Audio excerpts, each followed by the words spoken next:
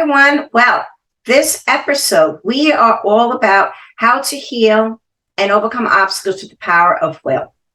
My guest, Carey Portell, Facing Life Head On, is her book. And so this is actually follow-up. So I had the privilege to have Carey on before, and now we're friends and neighbors in some ways, which is even more fabulous. So we're going to get to catch up. We'll get again about the book, Facing Life Head On, and again, will and how to overcome obstacles. Carey, welcome to the show. How are you, my friends? Pleasure to be with you again. Yeah, always. I'm so looking forward to it. Okay, so let's do a little bit about the book, what the book's about your journey and what you stand for, and how to overcome obstacles and the power of will. That is pretty much what the book is entire about. It's the first year of my recovery only. It was the most difficult year, so that's all I wrote about. And it's about, I guess, quite a few different things. It's how my family and I we grabbed on tight to each other to survive the tragedy that we had been through. After two of our daughters and I were hit by a drunk driver. So we have 4 children, but the middle 2 were with me. And that accident, or I shouldn't say accident, collision, has partially disabled me to that point. And after 4 years of recovery, I have had this feeling that keeping these lessons that I have learned to myself is kind of selfish in a way. I need to share them because they are such hard and deep lessons that I feel other people can use them to help what they're getting through. So, okay, let's go back to that a little bit, right? And there we are. So within that, again, so a little recap, right? The accident, you and the girls were in the car, right? And you weren't far from the house either, right? Mm-hmm. Down the road. And other people don't know that. Her community knows that. She's very strong, but Carey's actually a cowgirl. And I'm sure that she looks fabulous in her cowboy hat. And so, but you're in a little bit more of a rural community, right? A agricultural, you guys have a big homestead with lots of cows on it, literally. And there you were. So tell us a little bit about what happened. And then let's shift to, oh my goodness, that as you stand in your courage, as you stand in your vulnerability and your generosity, you're bringing your message forward for others to stay being resilient and the power of will. Well, what happened that night? Yeah. So like you said, it was not far from our house. We had just left a few minutes before the crash happened. And, you know, I used to work in healthcare, and I knew that this was always a possibility. And because I had taken care of patients like I ended up being, but you just never think it's going to happen to you until literally in that blink of an eye, you have to accept that this is going to happen and that it's going to be bad. Like you in your heart, you just know this is going to be bad. So it was a 4-car pileup, and it was fatal. The impaired driver passed away on impact, and pretty much everybody else was okay except for our car. So my 2 daughters and I had significant injuries. My 2 daughters healed in about 6 weeks. But for me, it was many, many reconstructive surgeries. I think I maybe had 9 in that first 4 years. And then I've had 4 more since then. So I've had 13 total so far. And I'm talking major surgeries. Yeah. So I didn't do anything for 4 years except have surgeries and heal. And that was it. Lots of physical therapy. So after that 4th year, I'm thinking, my goodness, I finally get to move on with life a little bit. You know, it was exhilarating. But during those first 4 years, especially that first year, like I was knocked down to the very fundamental of who I am in this world. I mean, it became so real, so vulnerable. And I had to figure out, Carey, how are you going to do this? one, you have to do it. So you have to figure out how, and how can you do it and still stay together? Because it was, I mean, as soon as I would like set a goal and I would accomplish it, another surgery would knock me back, you know, a couple steps and I'd have to start over again. And just became so disheartening at times to say, Carey, you've got to keep going. You've got to keep going. And once I was able to walk a little bit, like in that second year, I was able to start walking a little bit. I was going stark raving mad because I had never been at home full time and I couldn't work a normal job anymore because of all the pain and the surgeries that were happening. And we have cattle farming. And one of my biggest concerns was I've been riding a horse since I was born, basically. I was terrified that I would never be able to get on a horse again. And my physical therapist was an equine therapist. And somewhere within that second year, he's like, Carey, you need to get on your horse again, but do it bareback because it was trying to help me move my pelvis the correct way. So that was very short increments of riding. Okay, hold on a second, because I actually ride. So, and I've ridden bareback, and so gratitude that I've was able to grow up being on horses. That whole piece, it's all legs. It's all legs. Yeah. That's how you stay on. I mean, that's how you control. That's how you steer. Right.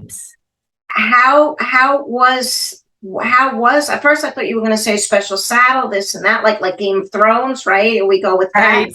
And set me back on this, because this is about, Yeah. and I know also you're a ballet. So for people, you need to, first of all, Carey's gorgeous, right? We can all see that. But she was a ballerina since like whenever, horseback riding, very physical, very, very magnificently beautiful, and from head to toe. And so, and within that, then that whole, and that was, so did they literally put you up, and what was that like? Yeah. So we had to figure out a way for me to get on. And so the only way that I could do it was they figured out how to get me up on our truck tailgate so that I could slide over. Because I could barely move on my own. It was so difficult.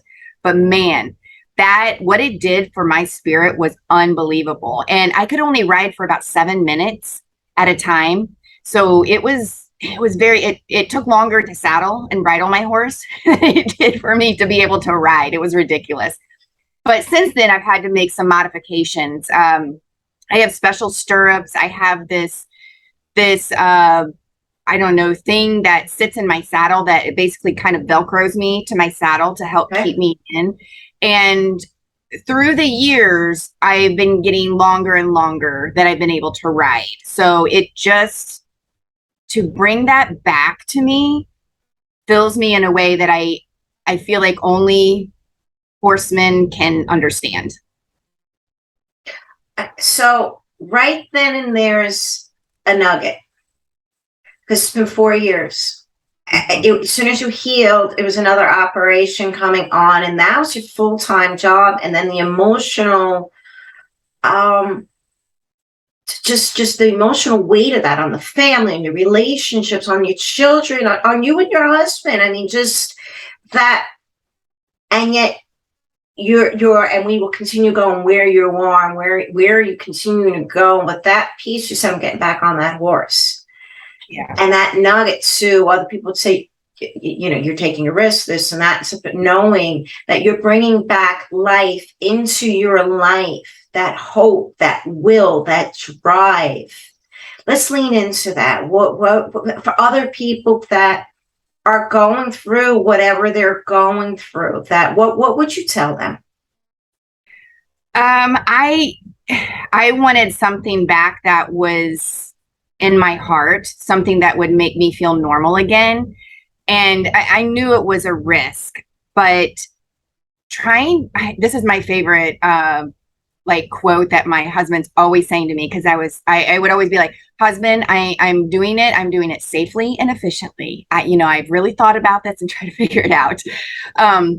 Sometimes it didn't always work out like that, like the way that I had planned, but doing those kind of things, and just like when you have a challenge that is you know is going to be a great length of time and it's going to be just filled with difficulties, just having that hope from being able to accomplish, even though my first ride was only 7 minutes, that hope of a better, brighter future spurred me on to continue with my small goals. And every time I would have those small goals, I would celebrate and I would realize, okay, it's getting me to my larger goal. It's going to take me some time. And I feel like that's what a lot of people don't understand. And I did not understand this beforehand. But when you're looking at this goal, like you want to go from start to finish, like you just want to get there. But we don't realize is we need to go slow and accomplish all those steps in a row to get there in the right manner. And that's, I had to figure out patience and acceptance time and time again so that I could get to that big goal without giving up. So again, we're leaning into hope, right? And then we're also, what I'm hearing is that within that, then it is the little things. And then in turn, celebrating the wins. You have to celebrate. And how important was that for you to realize that I get to slow down and break it down and lean into all the wins? Yeah.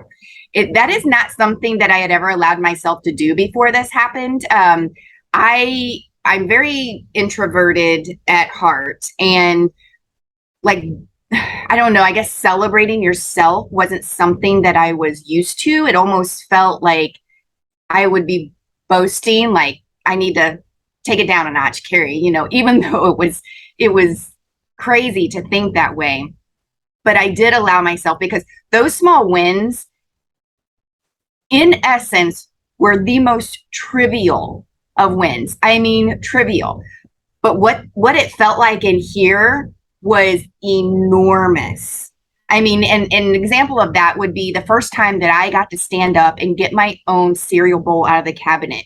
I mean, it was unbelievable. I had to tell everyone about it. That's how trivial the goals can be. But what that does is it sparks that confidence, that passion to keep going forward. And that's what makes you continue to live. And I love that, because we're in a place that people are hurting. And they may be hurting for a while as we're moving forward. And within that, they often can then get pulled down, right? They can get pulled down in fear and anger.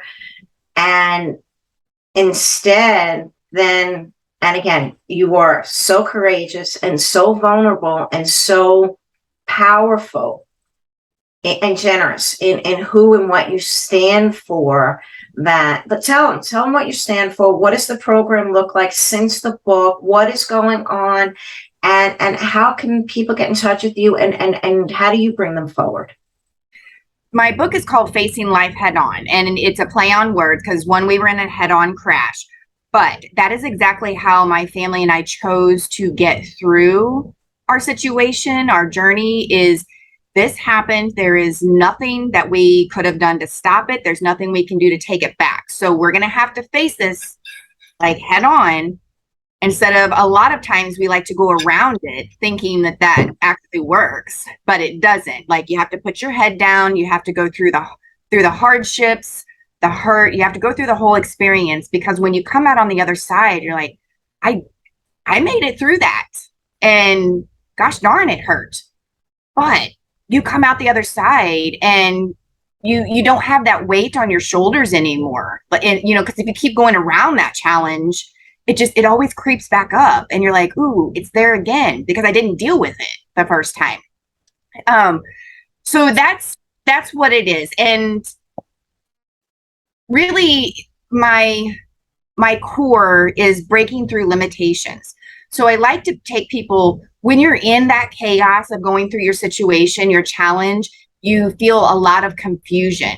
And what I want to do is I want to take them from confusion to clarity by breaking through those limitations. And a lot of times those limitations are just perceived limitations. They're not limitations at all. But in our minds, that's what they are. So that is what my course is all about, is I want to ask the right questions to get the answers that they need and that they're desiring. But the one thing that I always want to tell everybody when I'm in my workshops giving this course is, if you don't get real, if you don't get vulnerable, this course is not going to work for you. You have to be committed to digging down deep and figuring out that, ooh, I don't do that very well. I need to do this better if I want to get towards my goal. And sometimes it's surprising, and it kind of takes you back a little bit, kicks you in the chest, and you're like, ooh, didn't realize that about me. I need to work on that. So you're talking about limiting beliefs, and goodness sakes, we all have them, and that only going through will you get out on the other side. Yeah, 100%. So I want to lean into, because the hardest part is starting. Yes. And asking for help, particularly for women, right? So within that, people are leaning in. They're here. They're listening to you. What are you saying to them when they're like, I can't even get started. I'm stuck. I'm more than stuck. Yeah. That first step to admitting and accepting that, hey, I'm not doing very well on my own, finding someone who has been through it and knows some answers, and just getting a guidance, like a little bit of a blueprint on what direction do I need to go to figure out how to get through my challenge. That's what I'm hoping to help them with, because when you're in that moment, your mind is really not thinking correctly because you're too emotional. You're too emotionally involved. I'm on the outside and I can ask the hard questions. And now it's up to them to answer them honestly. But if they do, they will come out the other side. And it just, the relief and the weight that's lifted off by having the clarity afterwards. I mean, it's priceless. It's absolute peace to have that clarity. And there's another thing so we're all on a journey, right? And we're in different parts of the journey as well. You've worked, and we've worked on it, and that you're further along in the journey in this, that you get to reach out and say, let me help you. Yes, I want to help you.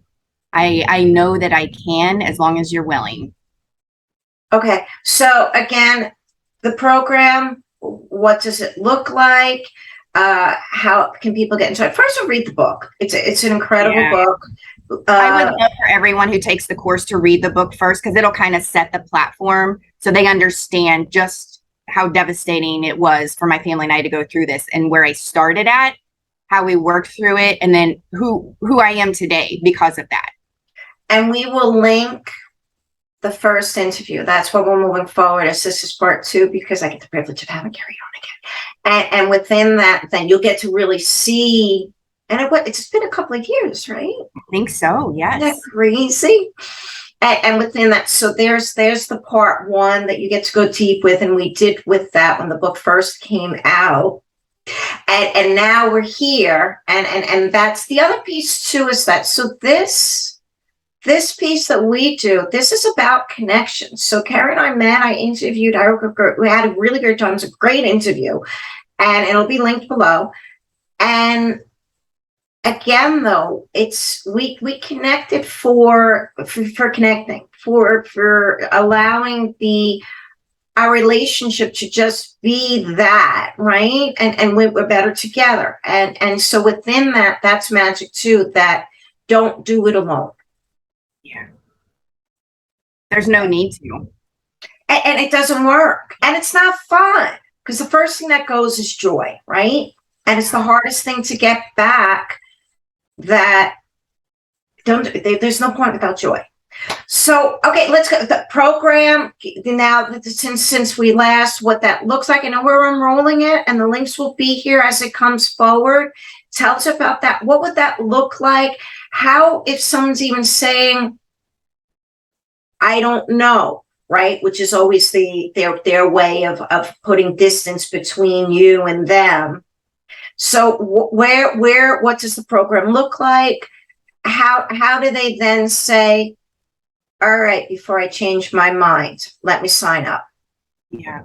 So it will be an online course with a workbook attached, lots of videos from me explaining how to do the workbook, also how it ties into certain situations that I had to work through. And that's a lot of it. It's here's the situation that I have that is basically just like yours, even though maybe the circumstances aren't similar. We're going through the same challenges, taking the same steps to get through them. So there will be a lot of explanation. The course will be self-paced. You can do it whenever, however you want to. When I do it in person, it's usually around 4 hours. That is with audience interaction and telling stories. And so online, it may not take you that long if you go right through it. But I encourage people not to do it all at one time, because sometimes you need to think, you need to let that set in and really think about those answers. So it will be linked for sure on my website, which is careyportell.com. And I haven't decided exactly where I'm going to host it yet. There are so many out there now since the pandemic came that it's hard to choose what platform to post that on. So that will be coming. And with each course, I really thinking about giving a digital download of my book. So because I just want that to preface the course. So most likely that will be included. Okay, so we're going to do this. So the best way to do this is to go to Carey's website, careyportell.com, get on a list. Get on a list, and then all your social media links are there? Yes, everything is there. Okay. Get in touch with Carey. And then you get to say yes to that. You get to move forward. And you get to then also lean into someone that is beyond a hero and brave and vulnerable and will lead you. Everybody, Carey Portell.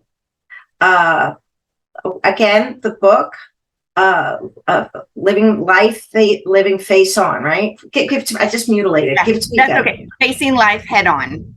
Facing life head on. Links for everything up below. Go get on our list, careyportell.com. Carey, again, so the next time. And it's great having you on today. Thank you, Maureen.